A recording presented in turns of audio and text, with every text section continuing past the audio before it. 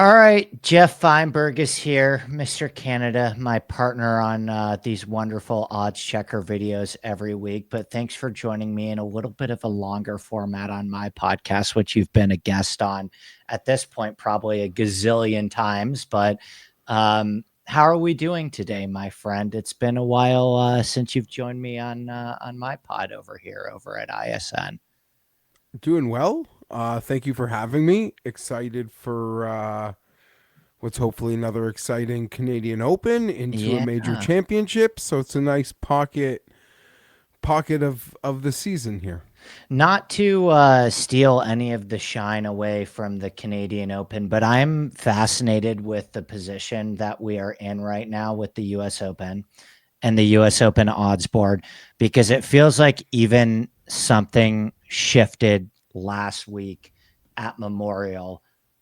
Scottie Scheffler is now plus 250 to win the United States Open. Yeah. Can you remember I don't know, how long have you been doing this with Mayo? 7, 8 years? Closer to like 10, 10. a decade? No, it's 10 because we recalled that the event where the course where LIV is this week was where they played the 2015 Quicken Loans, which suffered a horrible bad beat when Troy Merritt outdueled Ricky Fowler. So that's the memories there. I can't think of a time in the four-ish to 5 years that I've been doing this that there's been somebody plus 250 to win a major championship, and not just the number itself, but also the fear that he has struck in bettors, where I think the non-Scotty market is becoming a more common lexicon by the week. Where do you stand on all of this? And where do you stand on Scotty heading into the year's third major? So they finally broke me. I never did it last year. It took a beating. And had lots of second places, but I don't know. It didn't dawn on me yet, but we don't need to fall in line with when everyone became an adopter, as I'm clearly a late adopter. But what I will be doing next week, Andy, is having a very good familiarity with the board or the numbers of the players I want to bet.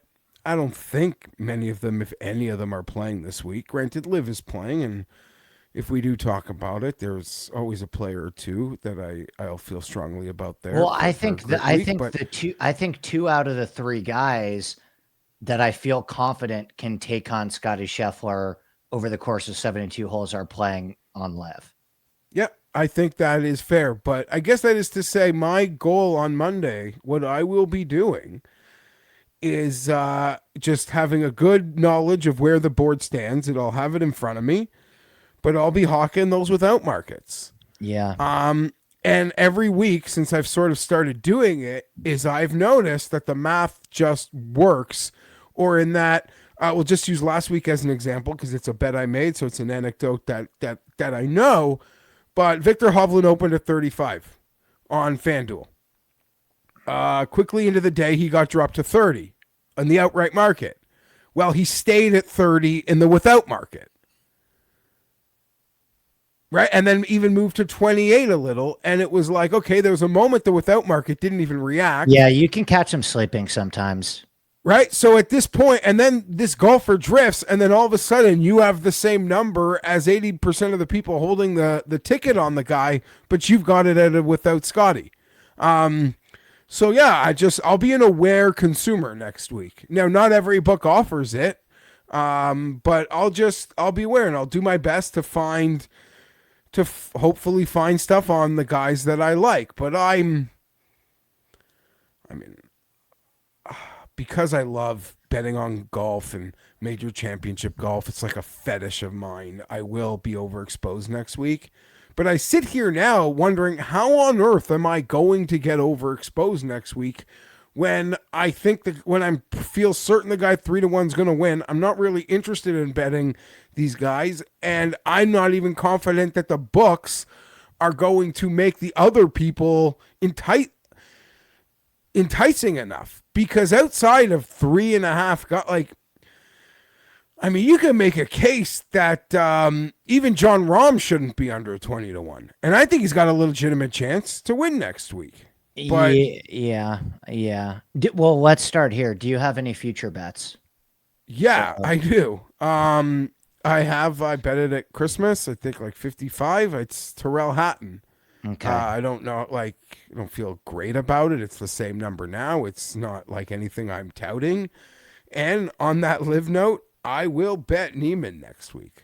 Call me crazy. I will do it. And I know that he's not winning. He's not winning shit, Geoff. All right. Well, I mean, I'll tell you this. Of all, after the four guy, I trust him. I trust him as much as that entire second tier on the PGA Tour right now. Now that I think is a fair argument. So that's fine. So, and I'll get laughed at for this, but I'll take plus money Neiman head to heads on that entire flock of players. JT, Colin, all of Cantlay. Cantlay, I don't know that he'd be plus money because he might be higher or the same odds. But yeah, I'm still a truther. I don't know that he can win the U.S. Open though. But if you tell me someone's going to win it by 6 and it wasn't Scottie Scheffler, he might be my first guess. Here's the way that I'm looking at it, Geoff, because I've thought about this a lot over the last couple of days. I was watching Scottie Scheffler on the back nine on Sunday yesterday on a plane. And the computer on my internet was a little sketchy. So I was kind of locked in to the golf. I was forced to watch, even though all of my golfers were out of the mix and had ended up playing terrible that week. And it was this slow death march to the finish between Scottie Scheffler and Ben Griffin. To me, watching the way that he is able to control his golf ball onto firm greens in really difficult conditions, and what we saw at Muirfield Village is going to be the closest conditions to what we're going to get at Oakmont. It's not, Oakmont is already not a golf course where somebody can get hot and sun run with the putter, even in the way that you could have potentially seen at Quail Hollow. And the way that I see this right now is Rahm, Bryson, and Rory feel like the only 3 guys to me that I could see conceivably beating Scottie over the course of 72 holes, just straight up. Okay. On this specific golf course. Who would you add to that pack of 3 guys? Xander's playing well. I would, I still have to give him that respect. But I mean, I don't even know if it has to go further than that. I don't trust any of them. I don't have interest in betting any of them. That's what I'm saying. And even the without markets, Andy, it's just such this, I don't even know how to mentally, I don't know how to think in that way. As much as I think the math now demands that I do it, I just don't even, it almost, there's so many golf tournaments, where second place ends up being this luck sack situation where the guy that was in second, went balls to the wall in this last hour and gave over 4 strokes. PGA, Harris English finished runner up at the PGA. Exactly. John Rahm was the guy, right? Yeah. That week. But he's got to do what he's got to do to try to win a golf tournament. That's the problem with the without markets is it doesn't necessarily accurately represent. That's what I mean. And you're just don't get me wrong. You tell me on Thursday that I can get into a roulette spin with 6 other guys contending for the second place hodgepodge, then I'll take that. I'll take that. But when you're in it, it just feels like it's pitter patter, let's get at her, pucks in, just so random. I don't mean it's there's so much money on the line for second place and a silver medal, but I don't think the integrity of second place, I feel is so up in the air that it's a variable that I just hate betting into. But I'm more afraid of Scottie than that variable. Of those three guys, do you think that Rahm, Bryson, or Rory could do it? Like, no. Like, yes, okay, yes. If any of them win, I'm not shocked. Even if you told me Justin what you're Thomas, essentially saying is you'd rather bet the without market on somebody else at a bigger number than you would take on. I'd one of rather those take three Tommy guys. Fleetwood at 33-1 in the without market. Yeah. And it's like Tommy, T2 Tommy, Silver Tommy. He's got a silver medal. Just show Scottie Scheffler. Like, yeah, I mean that. So, like T2 Sepp Straka. Like, that's where my head is gonna be at. Now, that being said, if I'm betting on a John Rahm, I'm not betting T2. I'm trusting that if John Rahm is there in the fight, that like he can be a dragon of his own. And I'm not looking to bet, like, cause also John Rahm will not finish second place. He will die on the sword of second place. And like, he'll hit double crosses on the way home trying to hit the perfect shot 3 back. And I'm not even, he's allowed to, like, I give him grace for that situation. I'm not even holding that against him. But if I'm betting a player of that caliber, I have to expect that their A game can beat Scottie's like B- game. If I'm betting Bryson, if I'm betting Rahm, don't think I'm betting Bryson. And truth be told, I don't think I'm betting Rory. And Rahm should be higher, but it's 14-1, man. Can I tell you one thing I'm a little bit surprised about, Geoff, just sitting here? And this is coming from somebody that was arguing heavily against this at the PGA Championship, because at the PGA Championship, we had a very strange phenomenon where everybody just decided that Bryson was going to win. And he got bet all the way down to like 6-1 on Bookmaker, where Rufus was like saying, if you give me straight up between Scottie Scheffler and Bryson right now, I'm taking Bryson at the exact same number. And there was like this unanimous consensus on that Bryson was going to win the PGA Championship in a way that I hadn't seen in golf betting in a while. I agree. Yep. Okay. And I never seen anything like what happened on like the Monday, Tuesday of PGA Championship totally in terms as of it the line movement. Yeah. Line movement. Yeah. Agreed. Okay. So I was the one saying, no, the pendulum swung too far. Scottie's going to kick his ass this week. But I have to tell you, Jeffrey, honestly, throughout the entire tournament tracking Scottie, I was only afraid of one guy the entire time. Like, that tournament was a 2-man race between 2 players the entire time. And I did not rest easy that Bryson was out of the tournament until like the very last second, where he was completely dead. And I walked away from that PGA Championship thinking, okay, Scottie was always the right bet in that scenario, but those are still the best 2 players in the world right now, outside of, Rory's kind of in his own category. I'm willing to forgive him on stuff if he wants to dick around a little bit after winning the Masters. But I'm a little surprised that there aren't more people this week at Oakmont going back to Bryson and saying, God, like a couple things here or there. Like, I know Scottie ended up beating him handily at the end. It ended up being like 6 strokes, but Bryson is without a doubt the second best golfer in the world right now, unless you get peak Rory. And if there's anybody that I believe can beat Scottie, not in the without market, just straight up over the course of 72 holes. I don't know if people have fatigue after going so crazy on Bryson last time at the US Open. It's not like you're getting a good number on Bryson, so I certainly understand it from that perspective. But I'm a little surprised that everybody just decided on Bryson last time, and then nobody is walking away from that experience at Quail Hollow thinking at 9-1 he could beat Scottie again.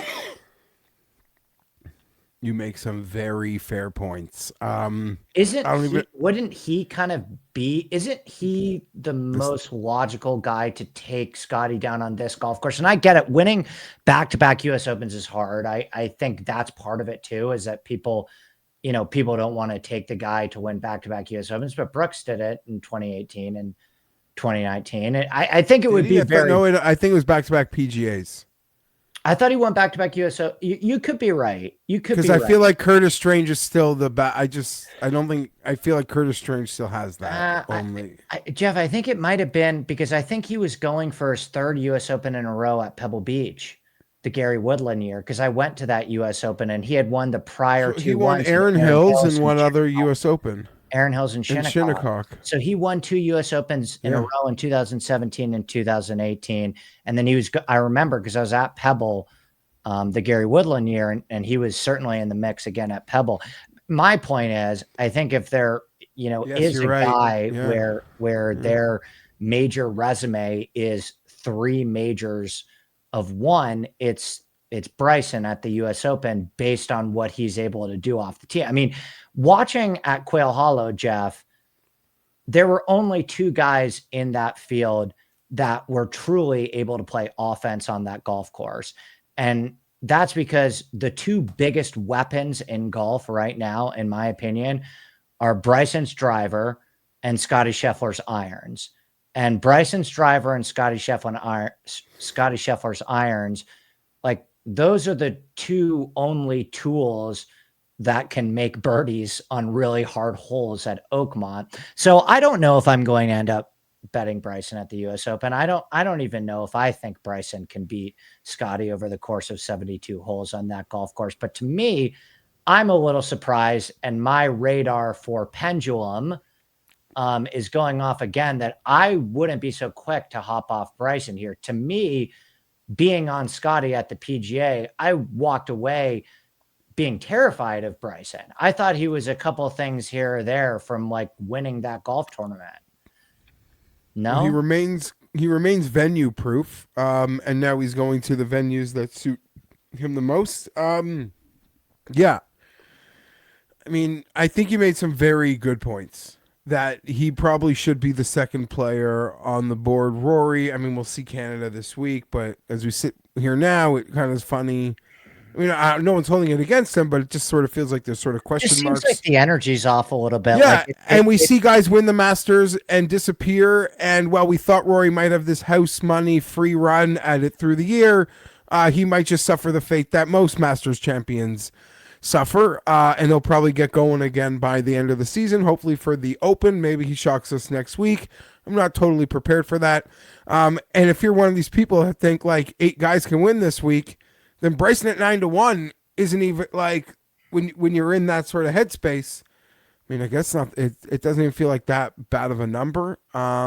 It's not great of a number. Like, don't get me wrong. Like, I was one of those people that had like 18 at the PGA. Yeah. So I feel like I don't know. I don't want to buy in for half the price at the next major. So from that perspective, I don't like it. Yeah, I understand that entirely. But I get what you're saying. If you bought the dip not the dip, if you bought the ceiling at the US Open, you should probably double back again.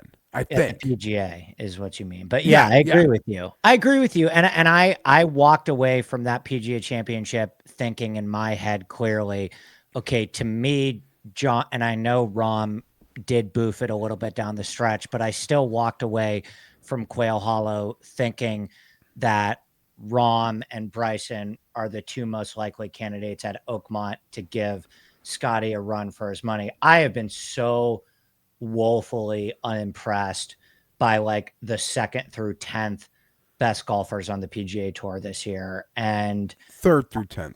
Yeah, 3rd through 10th. You're right. I almost think of Rory in his own category.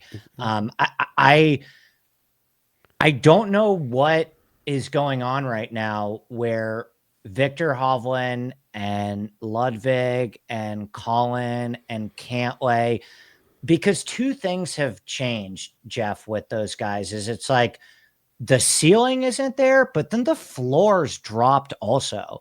Like the amount of times that Victor Hovland hasn't even finished in the top 40 of a signature event this year with 70 players in the field, like the amount of times that Ludwig's finished like T50 or Colin Morikawa has finished out. Like Morikawa used to be a guy, and he still did this a little bit at the beginning of the season, and now he's fallen off a little bit in the last couple of months, where it doesn't even feel like you can count on the floor of these guys anymore. Like they're not even hard mixing to win the golf tournament. And then you could also just bet Colin Morikawa at the PGA and wake up Thursday morning and just be completely dead.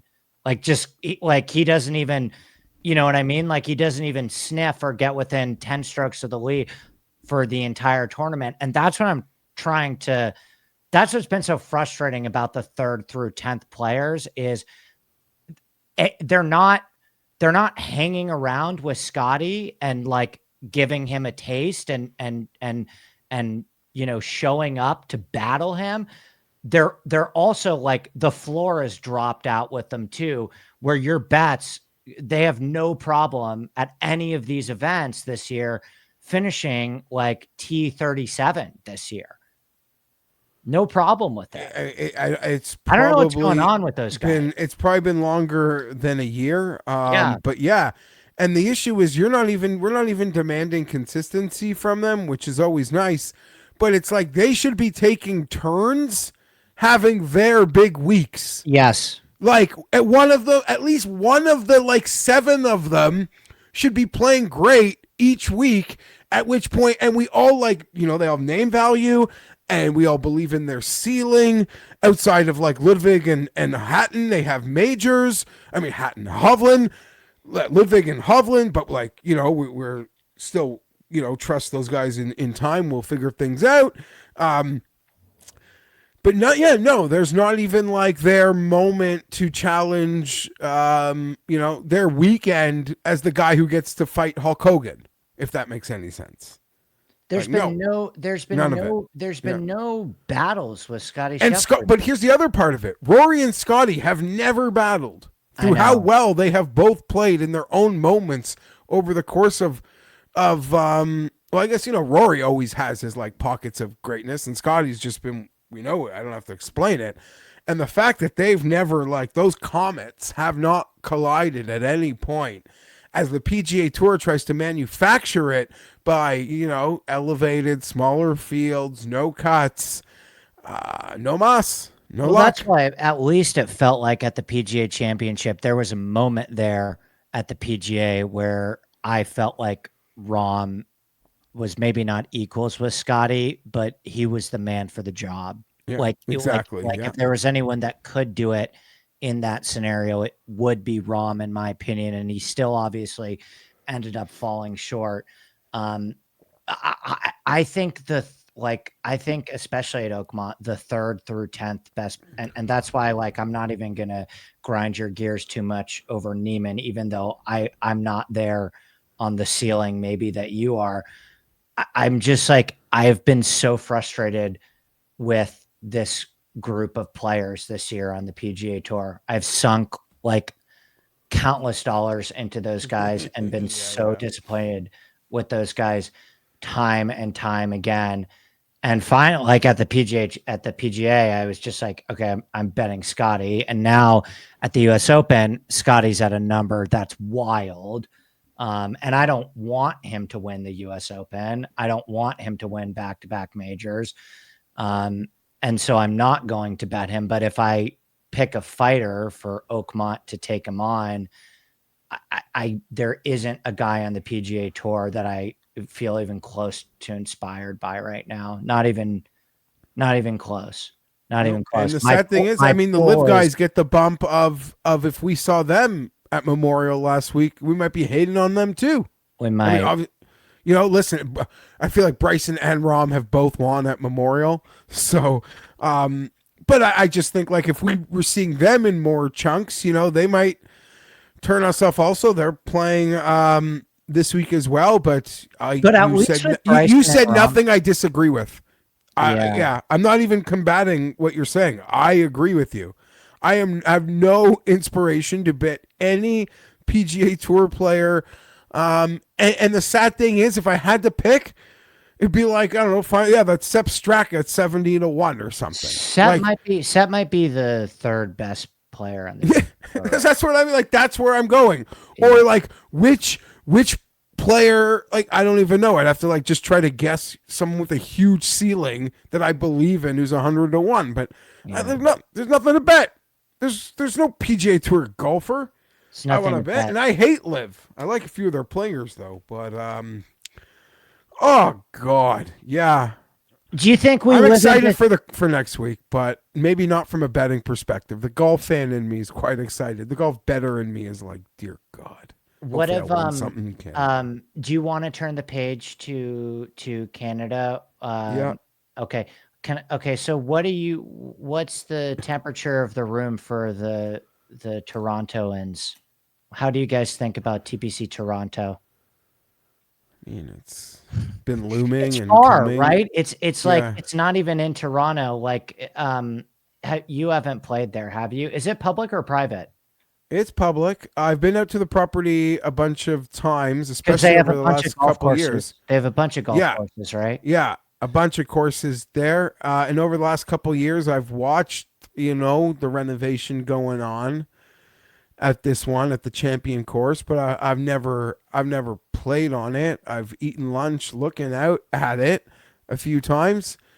Just seems like nice and spacious. It's very different from the previous Canadian Open venues. I will tell you, architecturally, I am a weirdo that cares about the architecture, but I own. Yes, but let me explain this one to you, because the last few years they've been at city classical Golden city Age courses, smaller golden age of 100-year-old classic tree-lined golf courses that we see all over the Northeast, which has led to a lot of exciting golf and finishes here in Canada. And this year they're going to like a cow pasture. I'm not going to call it Erin Hills, but it's like that, just kind of monstrosity of a property. Like the same amount of people might attend that have attended the last 3-4 years, but it might look on TV like there's 1/3 the people there, if that makes any sense.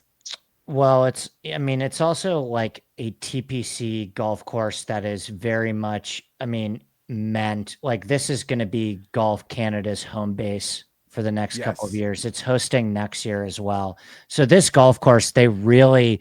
it'll be an anchor site. It will be the anchor site. Correct. There'll be attempts to continue to bring it back into the inner parts of Toronto. As some of the courses like mine at Oakdale, we weren't up for twice in 3 years. But if your members didn't want it, huh? Andy, just twice in 3 years. This is that's insane. Even for me, I couldn't argue with these people. When you saw the undertaking that it is, you want to ask us again? I'm a member. No, but I'm saying when you want to ask us again in like 6, 7 years, 8 years, and go all over, go other places, I expect my club will answer the bell again. But twice in 3 years, it's like by the time it was over, it was here again. And the membership that was vocal, that didn't even want it the first time, I give them credit because they smartly used how amazing it was against it. And that, we created a Canadian heritage moment with this Nick Taylor thing. Like a true postage stamp, a true postage stamp Canadian moment. And they're like, why throw the party again? We'll never top what happened. Like, it was this incredible moment in time. We want to top it again, so we've got to put Nikolai Højgaard's picture in the lobby? Who cares? Yeah, we had this moment. They really used how great it was as a flashpoint to why we should never do it again, and they've succeeded. That being said, I think in a future time it'll happen again. Hopefully you get like St. George and some of the other places, and hopefully they go all over the country. But this is now an anchor site, and there might be a lot of trial and error this year, Andy. They've never been here before. Yeah. The things that they'll learn this year, they'll try to improve upon next year. They'll try to throw a better party. I'm a little nervous because the Toronto golf fan is not starving for pro golf. Like Well, the GTA, the Greater Toronto Area, this tournament comes every year. That like, will people make the trek? Maybe I'm just like a spoiled brat. It's like too far. I'm not going. I've you're seen not too going. much golf. I'm not going. If I went, I'd go on the practice round Tuesday. But I did Waze on my phone last night. It was Sunday night at midnight. Yeah, It would it's still far. take me an hour. Yeah. Like, that's no traffic. There's no one else on the road. It's an hour. So if I Googled it this morning, I got no. Yeah, I've been there. I know what it is. Yeah, I just don't have that much interest this year. I hope other people are fired up to go. But if you love golf in Toronto, you've probably been to a few Canadian Opens over the last few years, so maybe you don't care to schlep. Have you made any bets yet?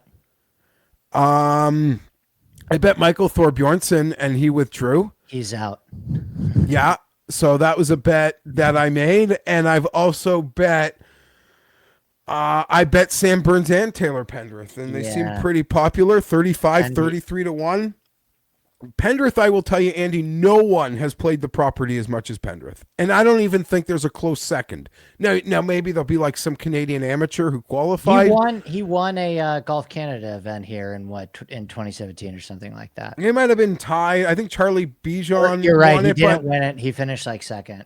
But he's been out there a lot. My buddy plays on this property all the time. He's always he sends me, oh, there's Pendrith. He takes another picture with Pendrith. So Pendrith, no stranger to this property. Now maybe that's like, it's certainly not a negative. We could debate how much of an advantage it is, because a lot of the time playing it, maybe it wasn't in PGA Tour conditions. But it's hard to ignore the elite driver and putter combo. I don't think that the shot makers are dead, like Colonial. Like, it's a shorter long guys. course. Yeah, I don't think your profile of like shot makers, plotting shot makers, I don't think they're drawing dead. I could see, wouldn't it be the way we're all talking? Anyone that has any inkling of this place is saying it's huge and big hitters are probably going to win. They had like an amateur event here, and it was like some 6'5" kid who hits it like 350, just like running away with it. But if it, how Twitter works, Andy, if like Alex Noren and his like are at the top of this thing on Thursday, all you idiot golf touts said bombers. I know. That's why we hate new courses, because we don't have a winning score or like a list of 8 golfers in the player profile to go for. That's okay, fine, that's sure. my bread and but butter. I like knowing what winning target. I like knowing a target score, and I like seeing the player type, the archetype that has been successful. Well, let me tell you what I think. Maybe that can help. Yeah. Maybe that can give you more security about the place, because I'm confident on how the golf course is going to play. That's what I'm generally good at. Certainly better at than picking the winner of the golf tournament. I could tell you that. If I had the ability to just make money picking the scoring average every single week versus picking the guy who wins, I would be doing a lot better at this. But I would feel pretty confident that your reference point for scoring, for greens and regulation percentage, for driving accuracy percentage, for the types of stats that matters and the player profile that you're looking for is what you saw at the 2024 PGA Championship at Valhalla. The fairway width is the same as Valhalla. The rough length is the same as Valhalla. The green size are the same as Valhalla. The agronomy is pretty much the same at Valhalla.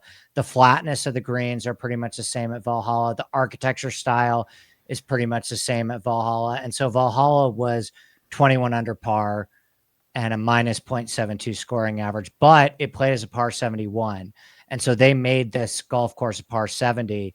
So there's an extra par 4 that is 530 yards that, par 5 for par 5 for members. So to me, you take out that extra par 4, I think that's going to shift it from 21 under to maybe 17 under. But I think that's exactly what you're looking for. I don't know if that helps or hurts your image of the golf course or the guys that you've already bet. I would imagine it doesn't hurt all that much, because if you're on Pendy, then like this is the tailor-made perfect spot for Pendy.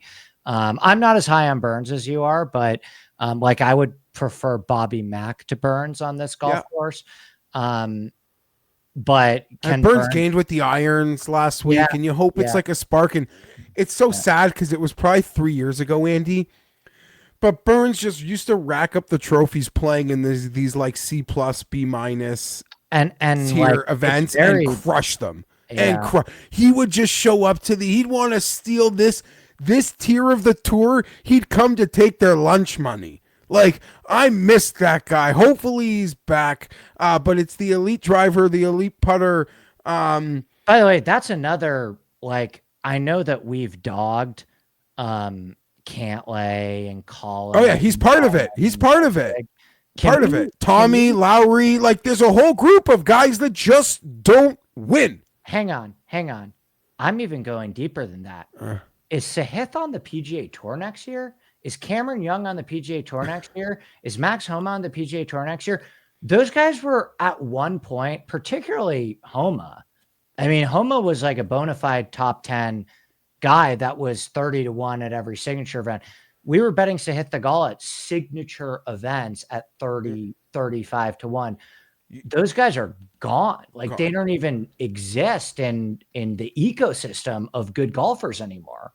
Well, that is, what has happened there. I don't want to, I mean, there's a long time to have this discussion, but then this all goes back to like why the USA Ryder Cup roster just feels like it's never felt before. Yeah. Because half the team went gone. Are you holding, have you holding plus 160. Yeah. I mean, listen, it's not like an advantage bet. Like I don't have any like modeling that says I should make this bet, and it's pretty dumb. Most people should are better off not like losing 30 cents and just I mean like sitting on the bet. It's like a one-off 1v1 bet at like if you get like plus 130 the week of and you didn't have this bet sitting in your account for half a year. I'm just saying, like, it's not an advantage bet. I just, me, I like this. I think this is the number. It's big. I like having it. But it is.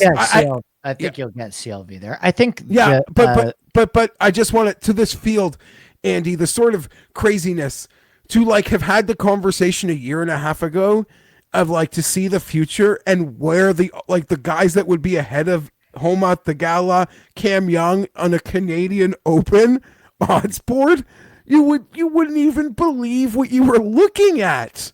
Yeah. So it's all there is without a doubt just a lack of like balls on the I don't know. Scottie takes a lot of trophies too, so that's part of it. But what do you think? What do you think it is? Do you have a theory for it? Why the whole PGA Tour lost their dog? Why the bottom just dropped out with so many of these guys, because it's like a big enough sample size now. And I still have some hope that there's going to be one or two guys that have a big second half of the season. Although a lot of the events, like there's really 3 to 4 more big events for you to win. And then like a lot of the stuff that we're going to get the rest of the summer is John Deere Classic, Rocket Mortgage, TPC Twin Cities and stuff like that. But it's at such a large scale that I'm wondering if there's something bigger there. Cause like you can look at individual cases and like, for example, Tony Finau. Okay. Tony Finau has had some shit he's been dealing with behind the scenes. He's had some injuries. The stuff with the people that he owes money to, that is still very much alive and well and a problem for him in his life. It's like understandable that he's having a shit season. There's like 15 other guys that are underperforming. And that's what I'm like, it's odd. It's odd to me. It's just, it's very odd. It's just odd. And, this is a safe space because like you, Andy, maybe more than you, I've burnt a lot of money in that tier. Oh, yeah. How could you I'm sure, like everybody has. Like, we all have. Yeah. Unless you're a true long shot player. We've all tried to call our shot of this is the week call in, or Xander's been back long enough, or Cantley's gonna get it, or I don't know. Tommy or I'm not smart Connor, enough. Sung Jae or Burns or any of them. Yeah, Yeah, Tom Kim. Like, whoa. gone, I don't know. Gone. Yeah, gone. gone. Maybe they're just two pampered fucks. Like, I don't know. It's there's maybe it's bigger than what we like anecdotally as individuals, because like you said, it has happened. It's happened all at once. Maybe something's in the water that we're not missing. Andy, I just got to unlock my front door Unlock it. for someone. I'll be 30 seconds. You're good, buddy. We're back. Yeah, no one wins. Money pit. Hopefully Truly a Pen- money ho- pit. hopefully- The money pit. Money hopefully- pit era.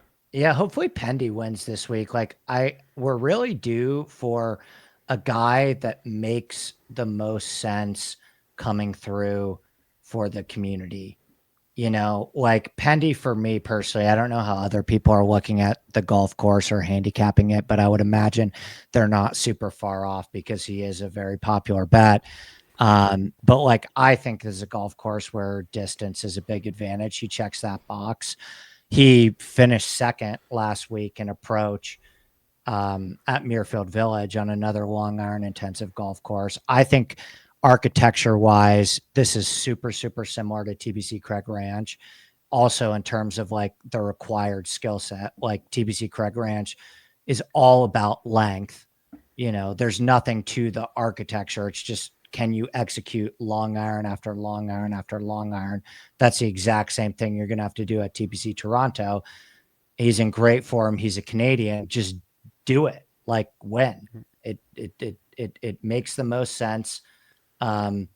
He should play well. Hopefully, We saw on the European tour this week. I know it's a little less, but it seems like guys are winning their national opens like countrymen. So hopefully, the fact that Nick Taylor did it, I never thought a Canadian would do it. So now, like, it feels like the lid is off, and it feels like other people can walk through the door.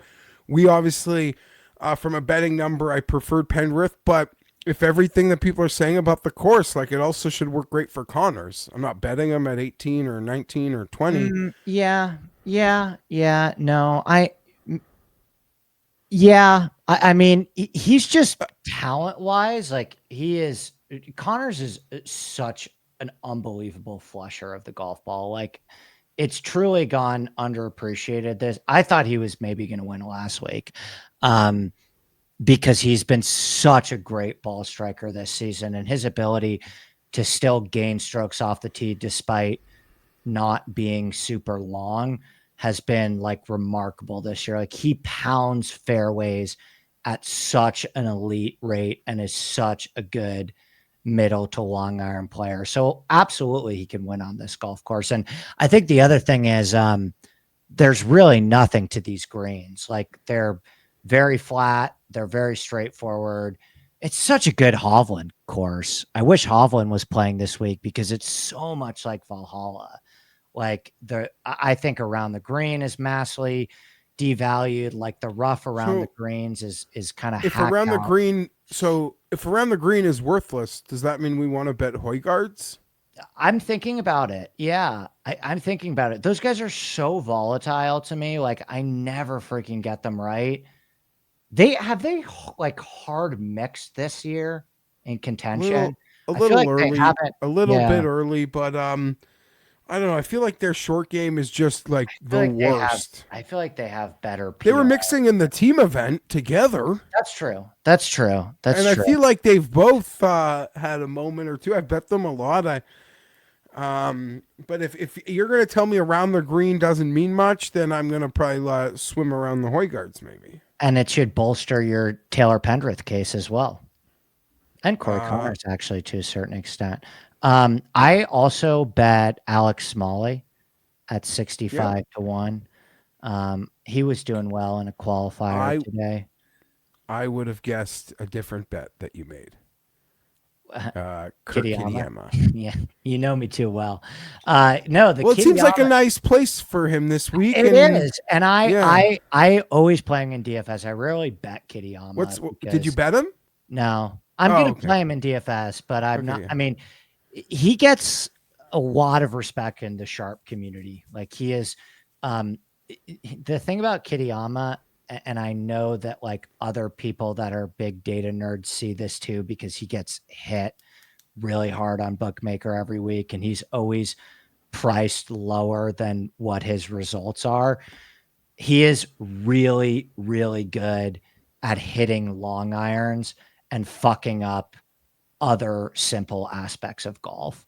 So like he does the hard stuff really well.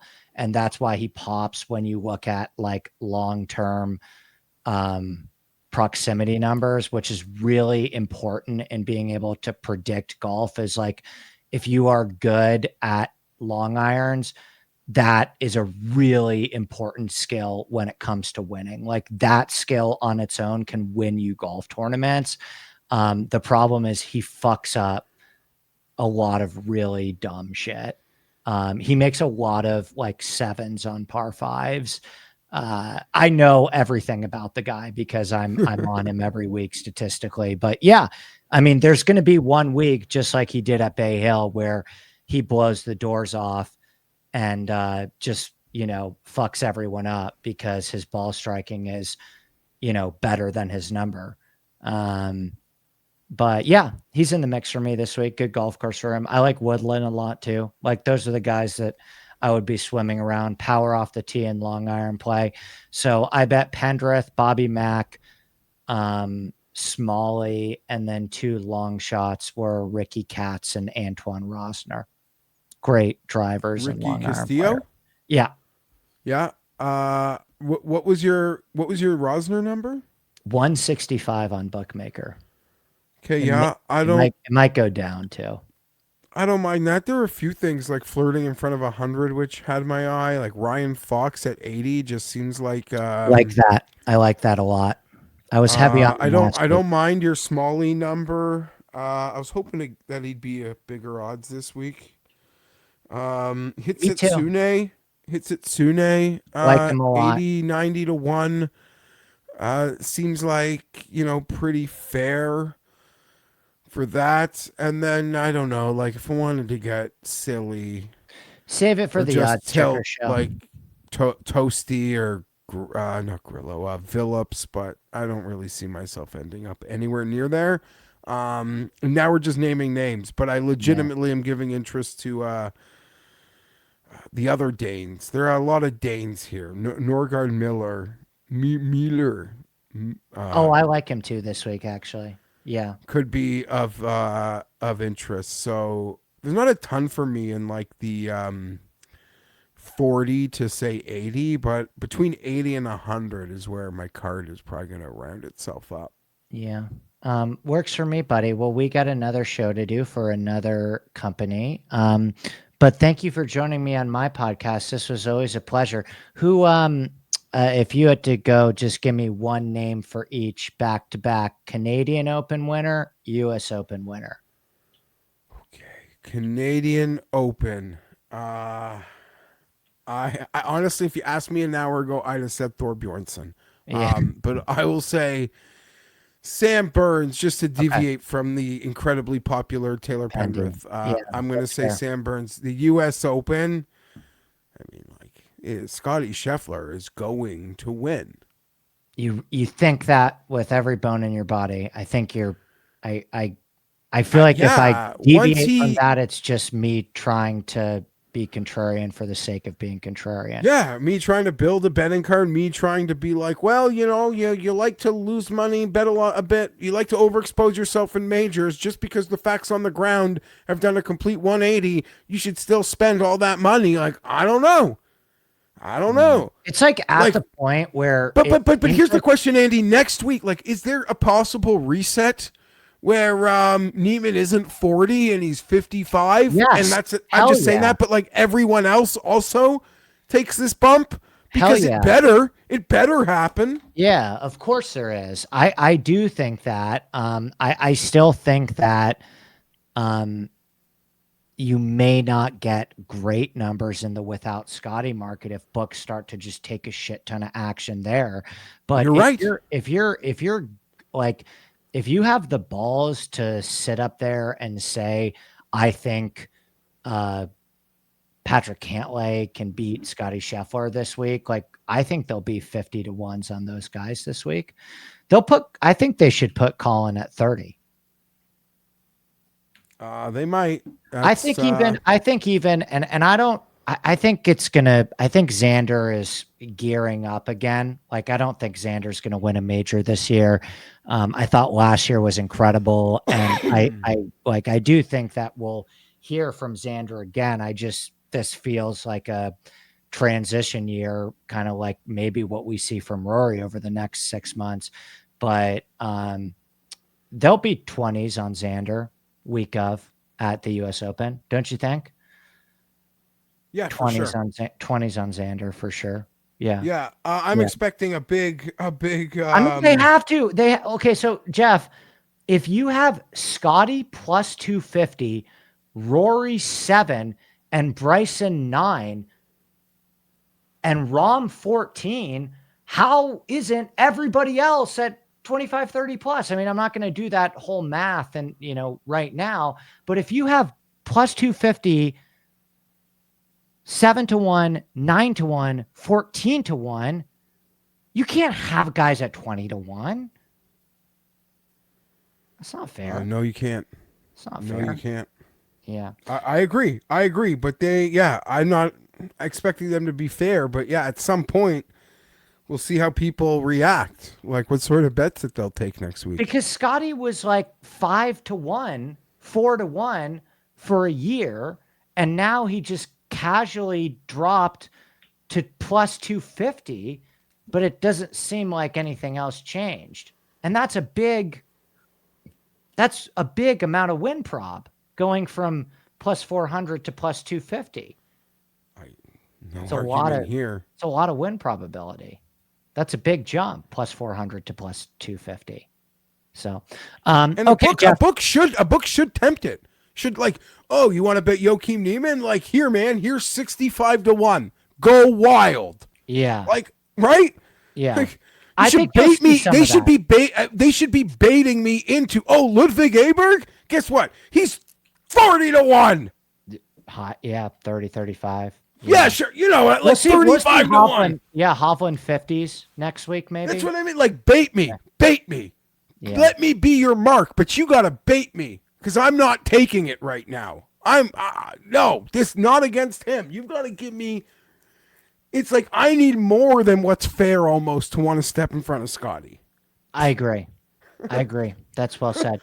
All right, Jeffrey. Thanks for doing this, buddy. Talk to you in a second. Cheers. Beautiful. Later.